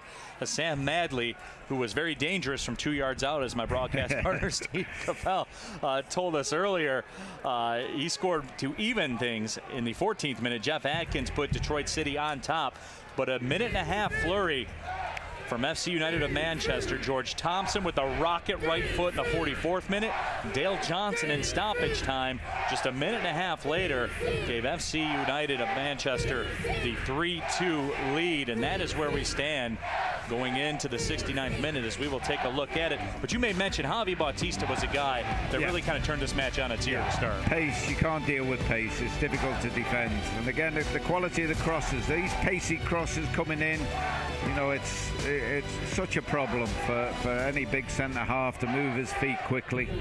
And we look at the crowd now. What a great job they've done trying to lift their side. You know, such noise in this heat is brilliant. Absolutely, but that is the case. One of the most passionate fan bases in all of Detroit sports. Today's attendance, 6,245 on a Memorial Day weekend here in the Detroit area. So props to the Northern Guard and everybody else that's come out and braved the heat and all the elements here today. A lot of sunscreen out. Of course, A lot of liquids being consumed as well, both water and other kinds, Steve. Really? There's not much flowing in the box here. No, there's not. Maybe we can work on that. Well, let's get it turned in here. Why not? Let's go. The 70th minute of a one-goal game.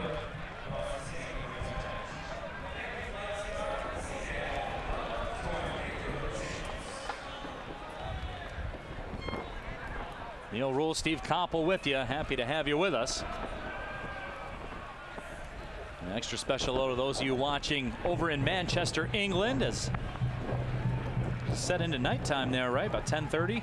Yeah. It's no, perhaps not 10:30 as yet. Oh, it's 9:30. 9:30. That's right. So it's a good time to be watching football. And could I just say to all the people from Manchester, you know, the team here have done terrifically well.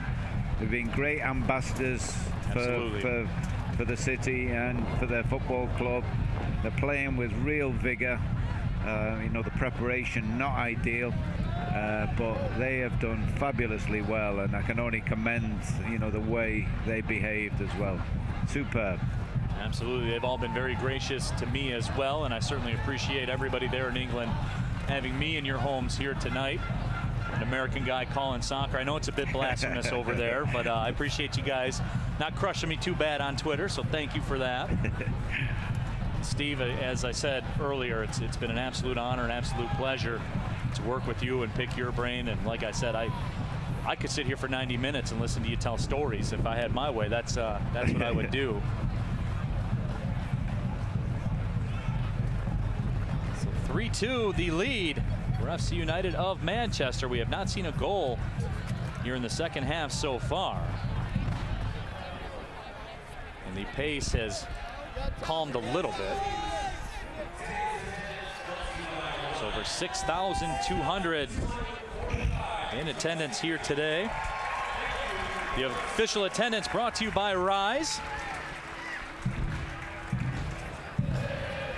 We're certainly happy to have them as a sponsor as well.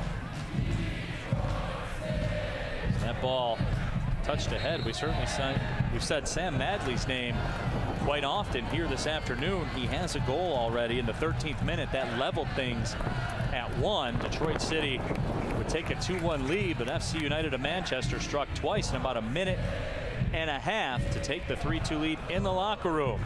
17:38 left to play here before the 90 minutes becomes full. And again, just want to say what's up, hello to everybody watching over in England.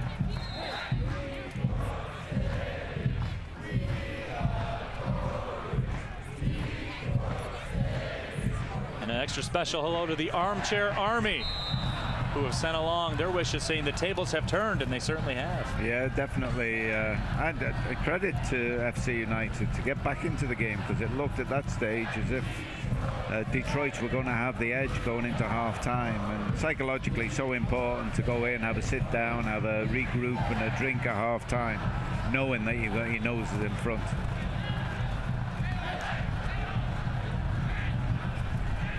As the Northern Guard begins their traditional rendition of Human Tetris along the side.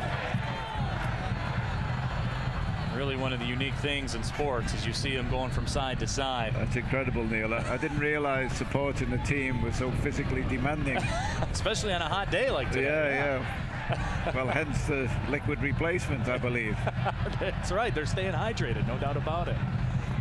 So that ball sent into the box. Here's a dangerous situation. That shot's deflected, and it goes over top of the bar. Very nearly found its way home, but a corner will be in order, as that was a dangerous chance.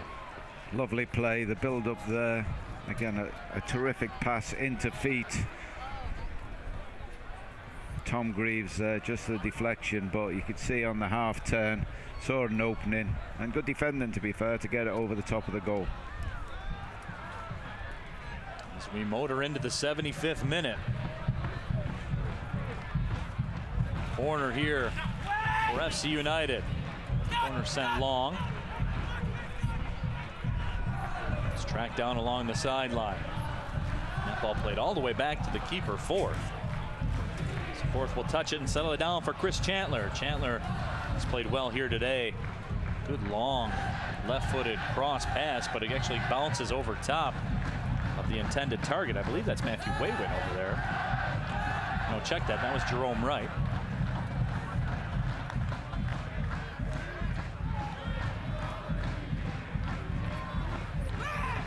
So about 15 minutes left.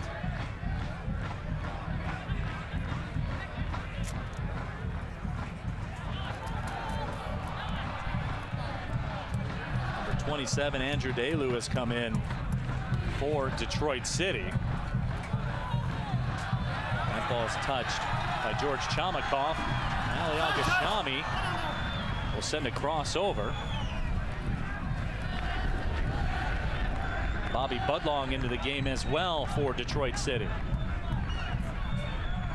It'd be interesting to see Al-Gashami with Batista. The two of them are so bright. That would be a good combination, I think, and provide plenty of opportunities, not just for themselves, but for others.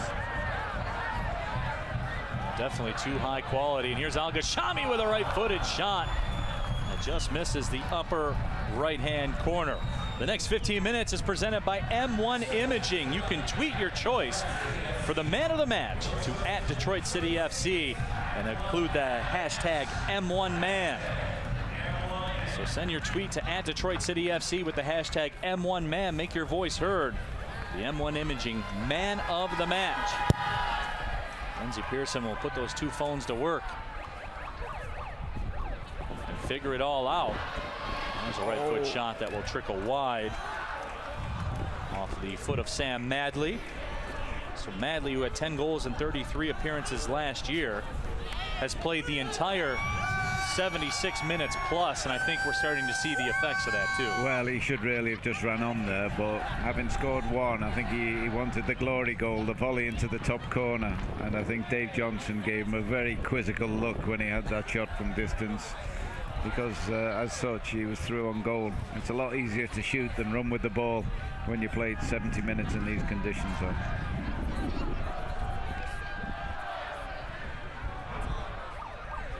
And Steve, we've really seen, you know, when we talk about it, given the heat and the conditions here today, final 13 plus minutes of action here, we're really seeing the elements taking its toll on these players out there. Opportunity. Yep, here comes a dangerous chance. That touch goes just wide of the left bar.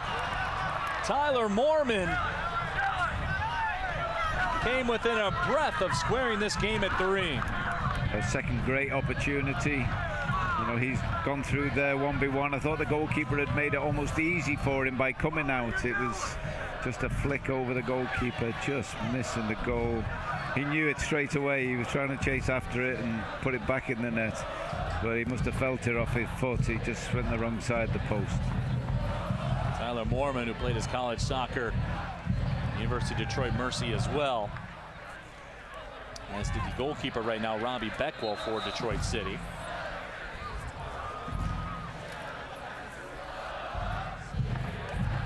I think the FC United players, certainly the ones who played all the game, are running a little bit on vapor at the moment. I'm not sure they got much in the tank, and they should be well pleased with their efforts this afternoon, though. Even now, they're still grafting away. They're playing hard. They're not making it easy, and it must be physically demanding. Again, the surface is hard, and that really gets to your joints as a player. And they'll know tomorrow that they'll have been in the game and really committed to 90-odd minutes of football, hard football. Be a lot of sleep on that flight home tomorrow for I'm sure everybody affiliated. No question. I'm sure of that. And that might be because of the rehydration, may I add. I'm not sure. Absolutely. Whether it'll be all the physical demands. Not only of this 90 minutes of action, but the official post-match party taking place at Hopcat Detroit after this game is over. So you can expect the guys to get together and give a proper send-off, if you will. Well, I've been told on the menu at the restaurant there are 130 odd craft beers So the manager, Carl Marginson, and I, we decided that we both start at each end of the selection of the 130 beers and see if we can meet in the middle. See, almost a reverse tug of war, if you will. Yeah, huh? Definitely. My money's on him, by the way. I had an opportunity last night to catch up with Carl as well, and you know, just two guys from different ends of the world with a lot of the same things in common. Yeah. And that's what you find. It was great just rapping with everybody, Carl included. And, you know, the guys here for FC United of Manchester, some of the guys I tell, they have regular jobs. You know, they're guys that, you know, they're plumbers, auto body workers, the same. You know, the same as everybody here in the city of Detroit. And they get back, and the next morning they're going to have to be up bright and early and work. Right. This has been a great break for them, a wonderful experience. You know, it just shows the universal language of football. It really does bring teams together, and I hope this is an association that lasts and lasts. It certainly deserves to be, and a great example of the camaraderie of football on display here. Not only on the pitch, but off the pitch. The supporters who come from Manchester and the terrific fans from Detroit still making loads of noise, jumping up and down and making their presence felt. And it's something, Steve, that we've seen in this neighborhood here around Keyworth Stadium. Now, to give you a little bit of the history here in Hamtramck, a very heavy Polish population. In earlier times, we've seen a transformation in terms of the residency of this neighborhood, but even the locals here, whether they be Arab or Polish or what have you, they've taken to this whole scene as an opportunity here for Detroit City FC. That ball served in, it's knocked out a corner upcoming. As that population here is transformed, the love for soccer has stayed the same. And you mentioned it. This is the difference, I think, with soccer between a football, a baseball, a hockey. Yeah. This is truly a universal sport that can transcend, you know, ethnicities across the world. Everybody loves the game of soccer. Yeah. And again, sort of relating it to American sports, it's the one game, I think, where being big is not an advantage. You know, it's the main American sports, if you're a big unit, then it's a huge advantage. Whereas soccer, small people can compete with the biggest and best on a level playing field. So it's a tremendous sport, and when it's played in the right spirit, you know, as we've seen here today, there's been no diving, no mucking around, just people wanting to have a good competitive game of football. It's been a joy to watch. Certainly has been a lot of fun, especially if you like goals and offense, which I'm a big fan of, and we've seen some world-class type finishes here today. And here making a run is Sam Madley again. He's gotten one of those goals as he hops over one of our camera operators there here at Keyworth Stadium. 3-2, FC United of Manchester with the lead. My name is Neil Rule. Steve Koppel, my broadcast partner, former English national team legend, played also for Manchester United. Looks like some substitutions will be coming very soon for FC United of Manchester. Matthew Whalen will come back in, as will Greg Daniels.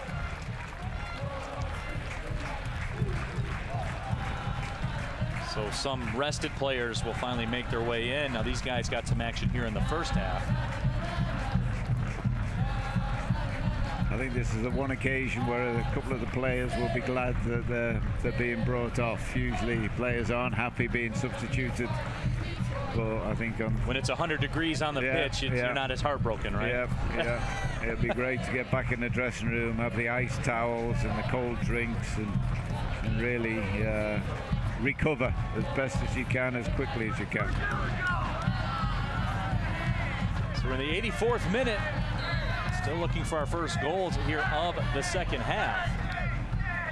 FC United of Manchester took a 3-2 lead into the locker room. And that's where we've stayed ever since.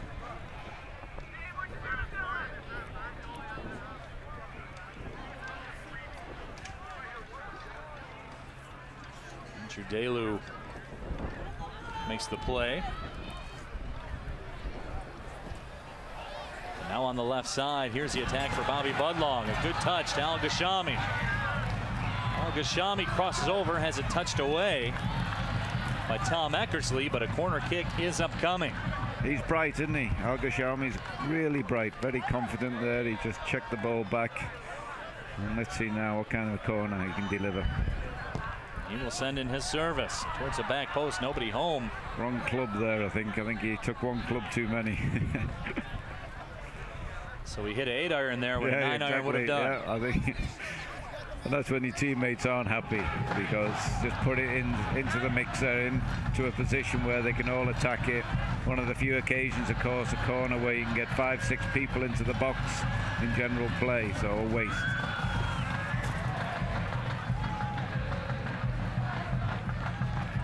So under 5 minutes left of regulation time here at historic Keyworth Stadium. Jerome Wright knocks it down for FC United as the smoke begins to emanate from the Northern Guard. The fans here for Detroit City sensing the need to dig in. Here comes Matthew Whalen. Whalen into the box on the left side, looking for the troops. There's Greg Daniels with it. Daniels will swing it out towards the right side for Tom Brown. It's a very deliberate attack right now for FC United of Manchester. Possession is everything, Neil, at this stage. You just need to keep that ball. If you lose it, you'll chase it. There's a header that goes just wide to the right side. One of the FC United staff there who's getting the token few minutes. I'm not sure about the pink boots, but it's funny. I brought this up last week. I call games for Oakland University on ESPN3 as well, and their head coach Eric Pogue always told me, he said, if you wear white or pink shoes, you better be a good player. Yeah. If you're drawing attention to yourself, you have to be a good player. You have to deliver. And the foul is called just outside the 18. This will be a very dangerous situation as that whistle goes against Scott Kay. He's complaining there about he got the ball, but I think now it's not just about getting the ball, it's how you get the ball. And I think he took a piece there of the Detroit player just before he made contact with the ball. And obviously being tired at the end of a demanding game, he just gives vent a little bit. We can allow him that one, I think. Ali Al-Ghashami here, Steve. Yeah. Will be the point man, and he's knocked on the door a couple of times. I always think, though, in these situations, have somebody else on the ball just to introduce an element of surprise, maybe for the goalkeeper. It's so obvious now that, you know, he is looking to shoot. Al-Ghashami lines it up, the right foot, blocked by the wall.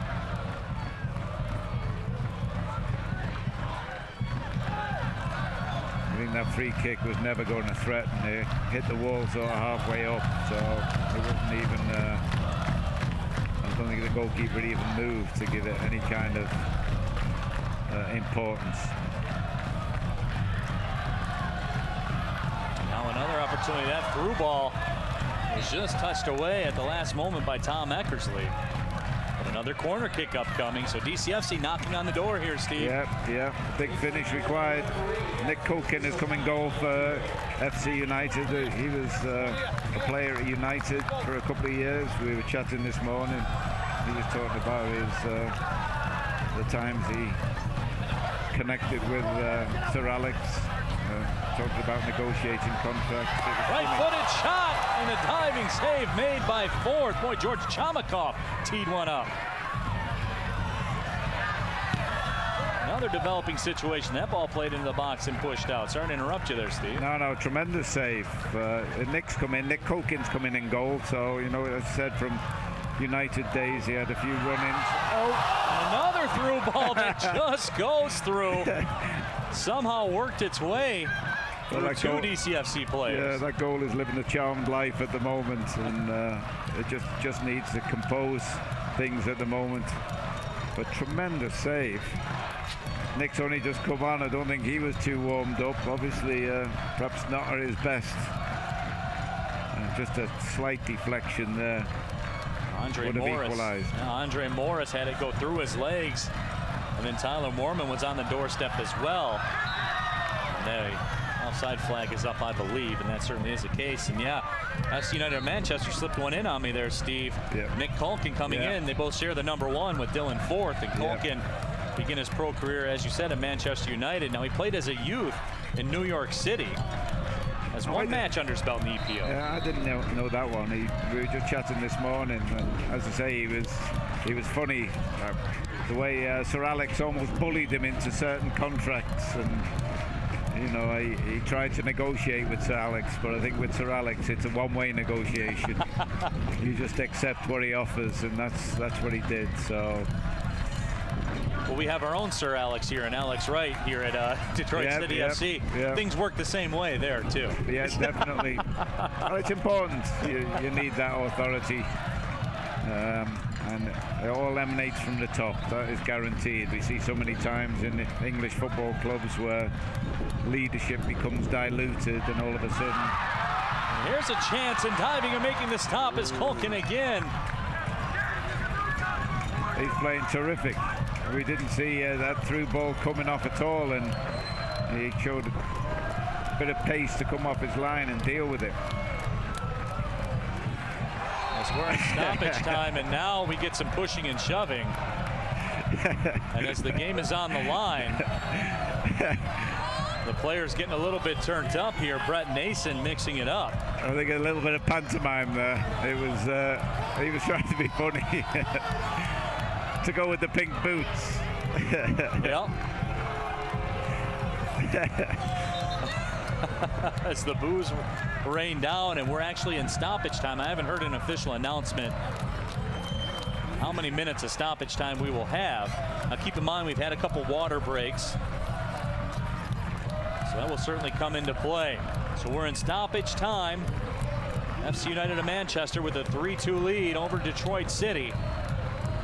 My name is Neil Rule. Steve Koppel, English football legend, in the booth with us here today.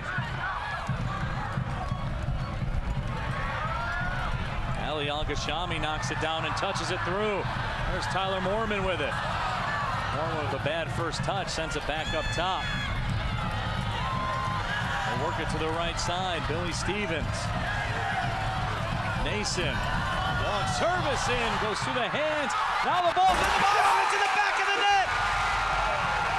A goal for Detroit City here in stoppage time to level the match at 3. Well, goalkeeper, you have the feeling that was going out of play when the ball was delivered. And he just tried to gather it in, but I think all the goalkeepers have struggled really to keep the ball. It was going out of play, I think, but a great ball across. Alec Lisinski finds the back of the net to equalize this match. But how about that touch right there by Bobby Budlong? Yeah. And Lisinski, as you said, very effective from 2 yards out. Yeah, well, I think that was even within 2 yards. I think anybody wouldn't have finished that one, but terrific, terrific. And now another breakaway. An opportunity here on the other side, as Bedlam is broken out here as we're tied at 3, and that cross is touched out by Bobby Budlong. 3-3 now the score. We're into the 94th minute in stoppage time. What an entertaining match here today at Keyworth Stadium. The corner sent in.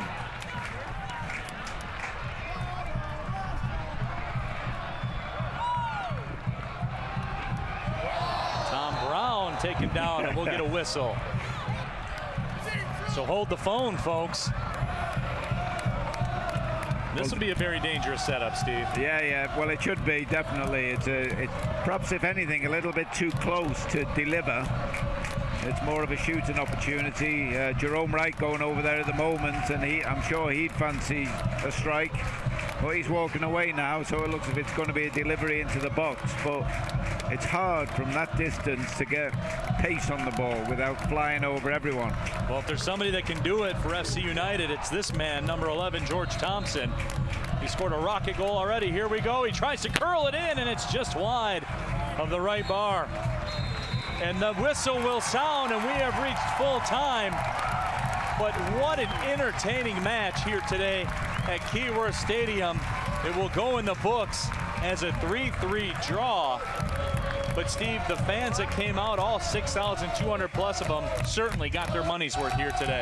Yeah, terrific. And dare I say it, but a draw was probably the right result. You know, it could have gone either way. But in the spirit of the game and the way it was destined to be, a draw keeps everybody happy. The FC United team could be so pleased with their contribution to this occasion. It wasn't just a match, it was an occasion. And the supporters and Detroit City similarly can really look forward now to a strong season.